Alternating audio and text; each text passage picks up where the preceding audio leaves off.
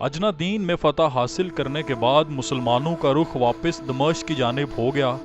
دمشق میں مسلمان فوج کو 2 حصوں میں تقسیم کر دیا گیا۔ ایک طرف سیدنا خالد بن ولید رضی اللہ تعالیٰ عنہ اور دوسری جانب سیدنا ابو عبیدہ بن جراح نے کمان سنبھال لی۔ دمشق کے لوگوں کو یقین تھا کہ دمشق کا مضبوط قلعہ ان کی حفاظت کرے گا اور وہ کسی بھی قیمت پر صلح پر راضی نہیں تھے۔ جو مار رومیوں کو اجنادین یا باقی چھوٹی چھوٹی لڑائیوں میں پڑ چکی تھی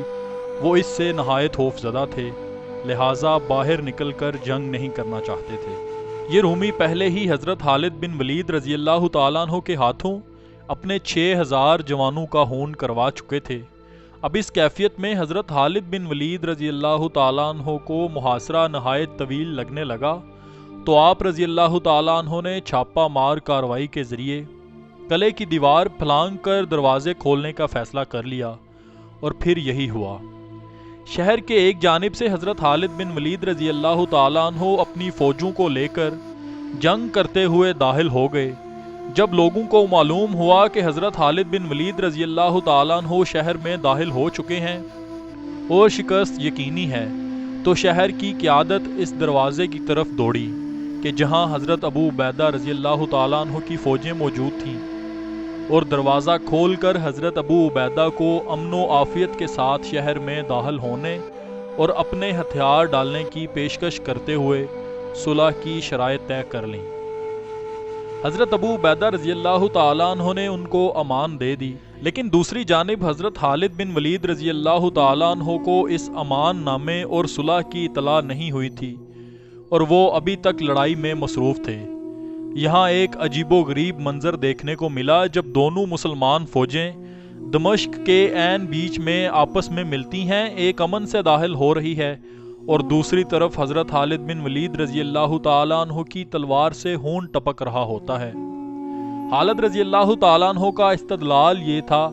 کہ میں نے شہر تلوار کے زور پر حاصل کیا ہے، جبکہ حضرت ابو عبیدہ رضی اللہ تعالیٰ عنہ اس بات پر مصر تھے کہ یہ شہر ایک صلح کے نتیجے میں قبضے میں آیا ہے۔ بالآخر حضرت خالد رضی اللہ تعالیٰ عنہ نے ابو عبیدہ رضی اللہ تعالیٰ عنہ کی دلیل کو تسلیم کر لیا اور تمام امن کی شرائط مان لی گئیں، اور اس طرح مسلمانوں نے دمشق پر بھی قبضہ کر لیا۔ دمشق کی جنگ کے دوران کچھ اور غیر معمولی واقعات بھی رونما ہوئے۔ مدینہ میں خلیفہ اول امیر المومنین سیدنا حضرت ابو بکر صدیق رضی اللہ تعالیٰ عنہ کا انتقال ہو گیا، اور سیدنا عمر فاروق رضی اللہ تعالیٰ عنہ ان کی جگہ خلیفہ مقرر ہوئے۔ دمشق کی جنگ کے دوران ہی حضرت عمر فاروق رضی اللہ تعالیٰ عنہ نے ایک مکتوب حضرت ابو عبیدہ کو لکھا، جس میں حضرت خالد بن ولید رضی اللہ تعالیٰ عنہ کی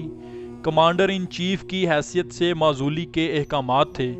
اور یہ بھی حکم دیا گیا تھا کہ حضرت ابو عبیدہ رضی اللہ تعالیٰ عنہ مسلمانوں کے نئے سپہ سالار ہوں گے۔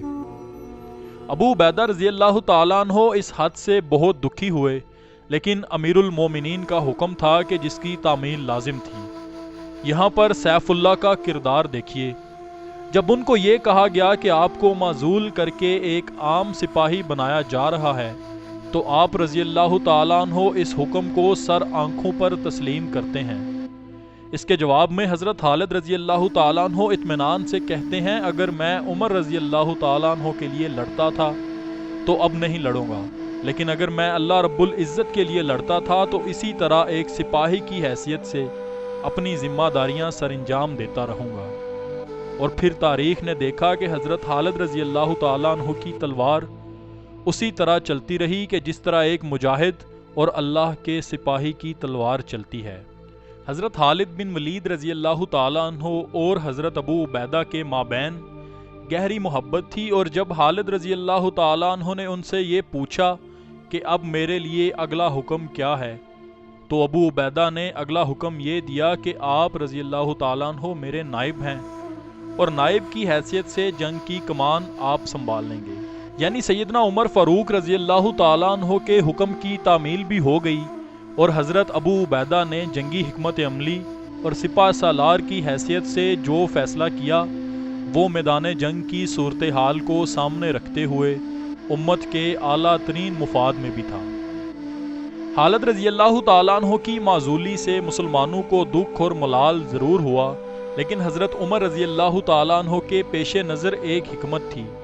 اور آپ رضی اللہ تعالیٰ عنہ نے بعد میں اس کی وضاحت بھی کی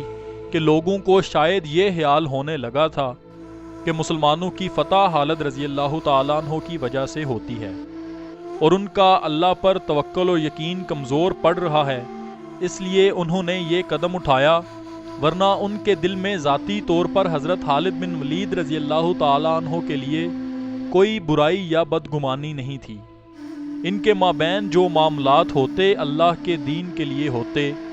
نہ کہ ذاتی بغض و عناد کی بنا پر، اور کبھی کوئی ایسا اختلاف نہ ہوا جس سے کوئی فتنہ یا فساد کا اندیشہ ہو۔ دونوں ہی حضرات کرشماتی شخصیت کے مالک تھے اور اپنی اپنی جگہ امت کی مضبوط چٹانیں۔ دمشق فتح ہونے کے بعد اب بازنطینی حکمران ہرقل کو یہ یقین ہو گیا تھا کہ ملک شام ان کے ہاتھ سے نکلنے والا ہے۔ اب ان کے دل میں مسلمانوں کی ایسی دہشت و ہیبت گھر کر گئی تھی کہ وہ عرب کے جن کو کچھ عرصہ پہلے تک وہ صرف مال اور دولت کے لالچ سے خرید کر یا ڈرا دمکا کر بھگا دیا کرتے تھے، اب حالات یہ تھے کہ ان کی اپنی سلطنت کا سب سے زرخیز صوبہ انہی عربوں کے ہاتھ میں جانے والا تھا۔ لیکن قسطنطنیہ میں رومی بازنطینی سلطنت اب بھی پوری شان و شوکت کے ساتھ اپنی جگہ قائم تھی۔ تمام عیسائی دنیا اور بازنطینی سلطنت میں اعلان جنگ کر دیا گیا، اور دنیا کے ہر کونے سے عیسائی لشکر شام پہنچنا شروع ہو گئے۔ یہ تاریخ کی پہلی باقاعدہ صلیبی جنگ کی تیاری تھی۔ اب بیت المقدس خطرے میں تھا کہ جو عیسائی دنیا کے لیے بھی انتہائی متبرک جگہ ہے، ان کو یہ معلوم تھا کہ اگر مسلمانوں نے دمشق پر قبضہ کر لیا تو جلد ہی بیت المقدس بھی ان کے قبضے میں ہوگا۔ اس طرح ہرقل نے ایک عام جنگ کا اعلان کر دیا اور ایک بہت بڑا لشکر جرار تیار کیا کہ جو تقریباً 2.5 لاکھ کیل کانٹے سے لیس سپاہ پر مشتمل تھا۔ اس جنگ کو تاریخ میں جنگ یرموک کے نام سے یاد کیا جاتا ہے۔ بلا شبہ آج کی مرتب شدہ جدید انسانی تاریخ کی بنیاد جنگ یرموک سے ہی پڑتی ہے۔ اگر جنگ یرموک میں بازنطینی ریاست اور صلیبی جنگجو کہ جو پوری دنیا سے اکٹھے ہو کر مسلمانوں کے خلاف صف آرا ہوئے تھے وہ کامیاب ہو جاتے تو ان کا اگلا ہدف یقینی طور پر مدینہ کی اسلامی ریاست ہوتی، اور یہ بات مسلمان بخوبی جانتے تھے۔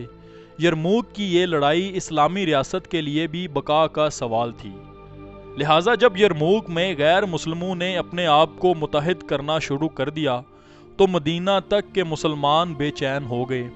حضرت عمر رضی اللہ تعالیٰ عنہ نے تمام مسلمان علاقوں سے مجاہدین طلب کر کے یرموک کی جانب روانہ کر دیے۔ ان تمام مجاہدین کی قیادت حضرت ابو عبیدہ کے کہنے پر حضرت خالد بن ولید رضی اللہ تعالیٰ عنہ نے سنبھال لی تھی۔ دوسری جانب صلیبیوں کو بھی معلوم تھا کہ اگر جنگ یرموک میں ان کو شکست ہوتی ہے تو پھر شام کا پورا صوبہ اور بیت المقدس کا شہر بھی ان کے ہاتھ سے نکل جائے گا، اور اس کے بعد صرف مصر ہی ان کے پاس بچ جائے گا۔ شام پر وہ اپنا کنٹرول تقریباً کھو چکے تھے۔ جنگ یرموک ہی اب ان کی آخری امید تھی، اور یہی وجہ تھی کہ انہوں نے بھی ایک فیصلہ کن جنگ کے لیے اتنا بڑا لشکر تیار کیا۔ دریائے یرموک کے کنارے لڑی جانے والی اس جنگ نے تاریخ کا دھارا بدل کر رکھ دیا۔ رومیوں کو اپنی تعداد اور عسکری قوت پر اتنا غرور اور گھمنڈ تھا کہ انہوں نے جنگی حکمت عملی کے حوالے سے ایک فاش غلطی کر ڈالی۔ انہوں نے پڑاؤ کے لیے یرموک کے میدان کا انتخاب کیا جس کے 3 اطراف میں دریا تھے، جبکہ صرف ایک طرف میدان تھا، وہاں مسلمان فوج نے آ کر اپنا پڑاؤ ڈال لیا تھا۔ اس کے علاوہ خشکی کا صرف ایک چھوٹا سا راستہ کہ جو رومی فوج کی پشت کی جانب تھا۔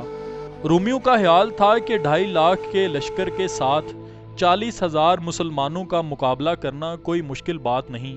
اور ان کی نظر میں شکست اور پسپائی کا تو سوال ہی پیدا نہیں ہوتا تھا۔ لیکن حضرت خالد بن ولید رضی اللہ تعالیٰ عنہ کی جنگی حکمت عملی اس قدر عمدہ اور جدید تھی کہ اس وقت کے اصول اور قوانین اس جنگی ذہانت کو سمجھنے سے قاصر تھے۔ ظاہراً 40,000 کی فوج 2.5 لاکھ کے لشکر کو شکست نہیں دے سکتی، اور یہی وہ عددی برتری کا تکبر ہے کہ جو بڑی بڑی فوجوں کو چھوٹی فوجوں سے مقابلے کے وقت ہوتا ہے۔